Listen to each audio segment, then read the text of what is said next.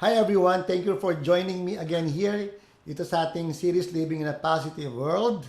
At naniniwala po ko mga kapatid na kung sinusundan mo tong series na to, sigurado ko somehow nagiging positive ka na. Kung may kaibigan ka na negative, I would advise you to share these videos. It will help them a lot. Today we're going to talk about why do we need to follow the example of Christ. Nung malilit pa po tayo mga kapatid, nung malilit pa tayo, we're looking for idols. Di po ba? No, we are impressed on some of our friends. Pag siya magaling, I want to be like that. Di ba ganon? And yung mga lalaki, I want to be like my father. My father is my idol. Even yung mga babae, idol ko yung mama ko. Di ba? Because we saw something great, mga kapatid, sa taong yun. And it's undeniable that Christ is great. You know, He died and lived again. He is powerful. If you read the whole Bible, Christ is tremendous. He is awesome. Mahal kong kapanalig. No? Kaya, sasabihin ko sa iyo, siguro meron kang mga idol dito sa mundong ito. Pero, the bad news is this. Ito mga idol mo sa mundong ito, nawawala sila. Namamatay sila. Pero Christ, hindi siya namamatay. Kaya, if you connect yourself to Christ, you will never die. No, you will live forever. And that is not a fantasy you see in Hollywood. It's the truth that if you follow the example of Christ, you will live forever, my brothers and sisters. There's a Bible verse found in 1 Peter, mga kapatid, 1 Peter 2:21 says here, this is what you were chosen to do. Christ gave you an example to follow. Nasabi sa 1 Peter 2:21, in others, mga kapatid, I'm gonna ask you this question. Do you want to be a Christian? Diba? Oh yeah, I'm a Christian, brother. I attend church. Do you want to be a Christian? Yeah, I'm a Christian. I pray to God. Do you want to be a Christian? Then you need to read the Word of God. Maraming tao, they want to be part of a church and chosen to do. Sabi dito, mga kapatid, is that chosen to do is following Christ, no? Is voluntarily. Mga kapatid, no? Following Christ is voluntarily. No, importante po isipin po natin yung mga mahal kong kapanalig. Malaking bagay po yan. Hindi ka nagsisimba dahil tatay mo nagsisimba. Hindi ka dahil yung tatay mo pastor o kaya yung tatay mo, nanay mo servant ng isang community and you're called a Christian. No, you're not. Until you follow Christ. Which is, how to follow Christ, you can find it in the Bible, mga kapatid. Solely found in the Bible. My brothers and sisters, no? Unless you have this initiative to read the Word of God and to know Christ, that's the only time you are following Christ, my brothers and sisters. Hindi porket, basta part ako ng community, I'm a Christian. No, you're not. I'm a Christian because my father and my mother is a Christian. No, you're not. You need to read the Word of God. You need to know Christ. And today, I want to share with you who Christ is. Maybe a bird's eye view of who Christ is. Okay, let's jump to it. Christ is. Who is Christ? Why do you need to follow Christ? Why do you need to spend time talking to Him in His words? Why do you need to spend time praying to Him? Why do you need to spend time being with His people? Number one, because Christ is unselfish. Sabi mga kapatid sa Romans 5 verse 8, but Christ died for us while we were still sinners, and by this God showed how much He loves us. Romans 5 verse 8, mga kapatid, sabi ito, but Christ died for us while we were still sinners. Can you imagine that? No? Napakabuting Diyos niyan. Di ba tayo minsan, sige, di ba naalala mo nung bata ka pa? Ewan ko lang, nangyayari pa sa atin yun, di ba? I'll give you a treat. Pero you need to do good. Di ba ganon? Di ba? O sige, di ba nung bata tayo, di ba? O magwalis ka ng bahay mo. Yung kwarto mo, ayusin mo. No? Ayusin mo yung gamit sa baba. Lilibre sa Jollibee. Di ba? But here it's not like that. Christ is unselfish. No? Sabi niya dito, namatay sa sayo kahit makasalanan ka pa. Kaya maraming mga tao, sinasabi ng ibang mga tao, ay nako, baka hindi na ako matanggap ng Panginoon. No. He loves you from the very beginning of time. Kahit mabantot ka pa, ano pang itsura mo, He loves you. That is unselfish love. Why is it unselfish love? Because He wants you to have a good life. Mga kapatid. Sabi po dito, when people sin, no, angat po natin ng konti. When people sin, they earn what sin pays. Death. Romans 6:23. Ano bang kinala? Yung Panginoon, nakaupo na siya sa trono, okay na siya sa langit, and yet, no, He thinks about you, that you'll die without Him, and He came. Now the question is, do you accept Jesus Christ? He is so unselfish, coming here on earth, died for you, and you'll tell God, I don't need your salvation. Well, I don't think so. Kailangan mo ang Panginoon. Kailangan rin ng Panginoon. He is the way, the truth, and the life. So without God, we're lost. All of us are lost. Ano, nabubuhay ka sa pera mo? Nabubuhay ka sa pangarap mo? Nabubuhay ka sa gamit mo? Lahat yan nawawala. At ngayon nga, nagkaroon ng COVID-19, can you imagine? A tiny virus can destroy everything. Family, property, job, dreams. Because that is how powerful God is. Kaya tayong tirisin ng Panginoon, and yet, He loves us. Kahit na tayo makasalanan, mahal kong kapanalig. No? He don't want us to die. And I myself can testify to that. When I discovered Jesus in my life, lahat ng namatay kong pangarap ng buhay, lahat ng mga bagay sa paligid ko na hindi ko inaasahan na parang dead end na nabuhay lahat, mahal kong kapanalig. No? Sabi dito mga kapanalig, no? How much He loves us. He died. Pwede naman sabihin ng Diyos, okay, lahat kayo saved na. Boom! Wala tayo, saved na. He died for us. He bled. Mahal kong kapanalig. Diba? Diba ganyan tayo pag tayo unselfish? Diba? Hala ko yung nanay, kakain siya, diba? Nung pagkakain niya, bigla nakita yung anak niya, gustong-gusto yung kinakain niya. O sige, sa'yo na lang yan. Kasi anak. And we are all children of God. Our origin is God, my brothers and sisters. No? He loves us. No? It is so unselfish, dying for you. No? Nagmatay siya para sa iyo. What do you have that, makikinabang ang Diyos? Wala. That is how unselfish Jesus is. Wala nagmamahal sa'yo, mamahalin ka ng Diyos. Wala na, problema na buhay ko. Wala nang mamahal sa akin, walang kitiwala sa akin. Christ died for you. He loves you. He trusts you. No? Yan po ang ibig sabihin, mga kapatid. Christ died for you. That is the outcome of unselfish love. Now, why don't you read the Bible? Diba?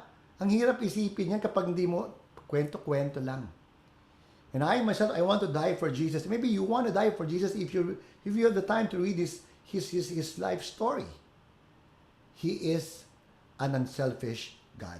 Number 2, understanding God, mga kapatid. He is an understanding God. Sabi sa Romans 1:13-14, the Lord is as kind to His followers as a father is to his children. He knows all about us. He knows we are made from dust. Sabi, the Lord is kind to His followers. Do you follow Jesus? Because if you don't follow Jesus, you're living life negatively. I tell you, straight to your face. But if you follow Jesus, lahat ng bagay sa buhay mo magiging positive. Why? Because you're gonna see the kindness of God. Yung kabutihan niya, makikita mo. Pero pagka wala ka sa Panginoon, makikita mo yung kabutihan ng ibang tao, pero nauubos ang kabutihan nila. Ang Diyos tuloy-tuloy, mahal kong kapanalig. Sabi, as a father to His children. See? That's how understanding God is. That's how positive God is to us. No, kahit anong gawin natin, no, if we decide to follow Jesus the best that we could, He's kind to us. Kahit na parang takot tayo lumapit sa Kanya, He keeps on telling us, I am your Father. You are my son, you are my daughter. And I understand when you fall down, I will not blame you, I will save you. That's how understanding Christ is. He never blames, mga kapatid. He will even turn your scarlet red sin into white as snow. Naiintindihan tayo ng Panginoon. Kung hindi ka naiintindihan ng mga tao sa paligid mo, marami kang kaaway sa Facebook, marami kang kaaway kung saan-saan dyan, you go to God. Because God is the only one who can understand you. You came from God, my brothers and sisters.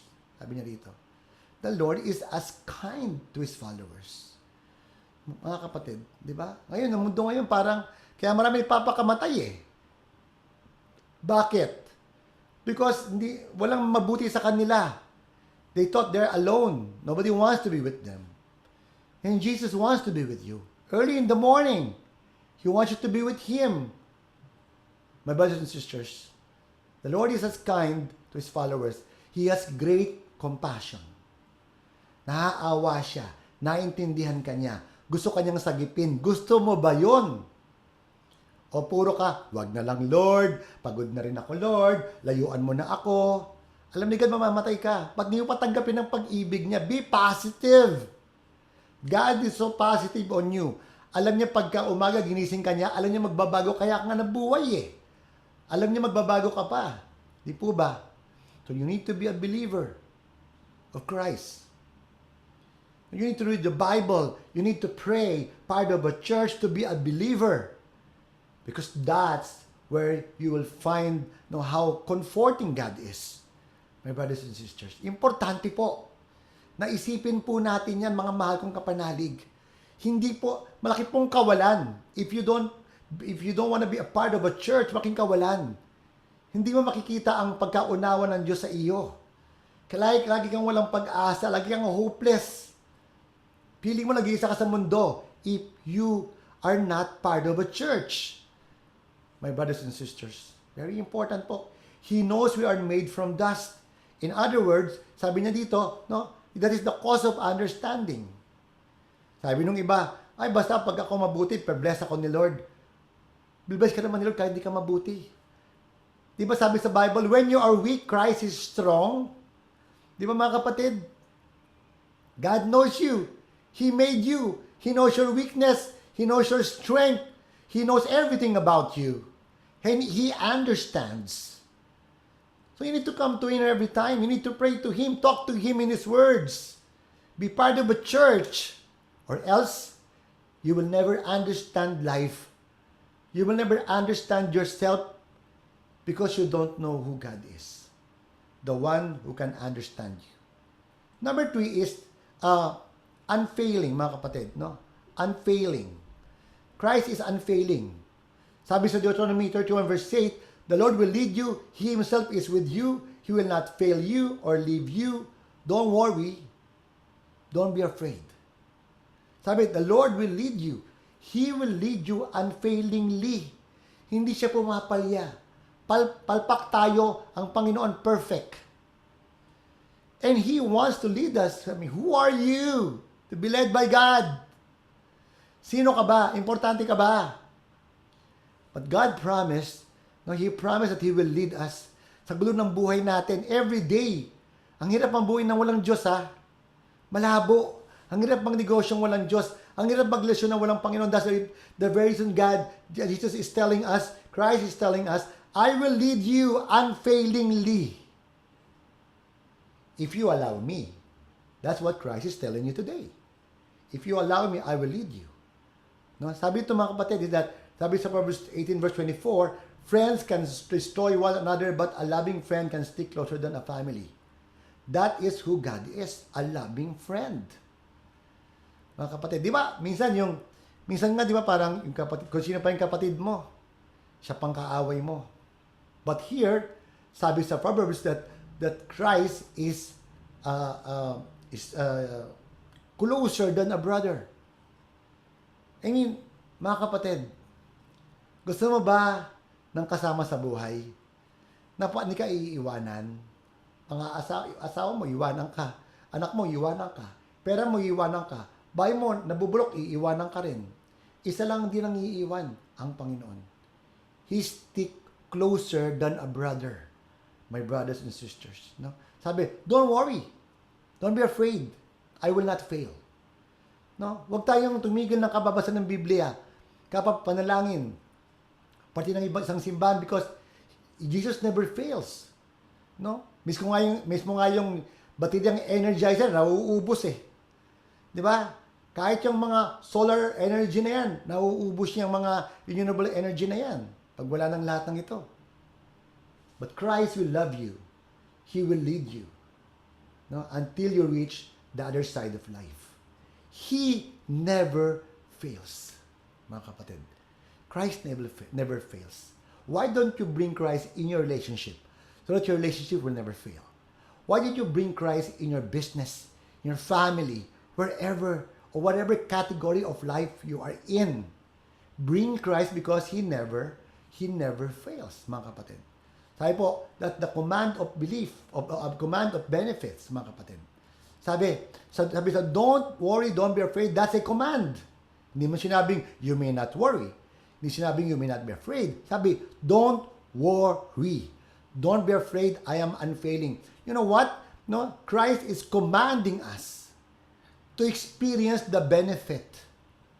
Walang if or buts, just follow Christ. Because He can lead. No, He can lead, mga kapatid. He is the best leader in the universe and beyond, my brothers and sisters. Number 4, undaunted. Undaunted. No? Kaya, mga kapatid, pang number 3 pa lang, parang, yung buhay ko, positive na, wala pang iiwan sa akin. Wala, hindi kayo ng Panginoon. So, di ba napaka-positive na buhay yun? Sabi nito, mga kapatid, sa Romans 8:37, but in all these troubles, we have complete victory through God, who was shown His love for us. Mga kapatid, sabi rito, we have complete victory. Sabi mga kapatid, in other words, sabi po rito is that more than conquerors. I mean, if you have Christ with you, you are more than conqueror. More than a conqueror. I mean, if that is not positive for you, I don't know what's positive for you. Di ba? Hindi ka pumapalya. Hindi ka sumasablay sa buhay. Undaunted, mga kapatid. I mean, you want that? You need to have Christ with you. Hindi siya pumapalya, my brothers and sisters, no? Unhindered victory. Sabi dito, be in all these troubles. Yan po ang sinasabi. So, in all those troubles, are you troubled? Do you have a problem? Are you pressured now? Be with Christ. And your life will become positive because yung kanyang victory unhindered, mga kapatid. No, hindi po tumitigil ang kanyang kapangyarihan. Hindi na uubos, hindi na uupos, tuloy-tuloy.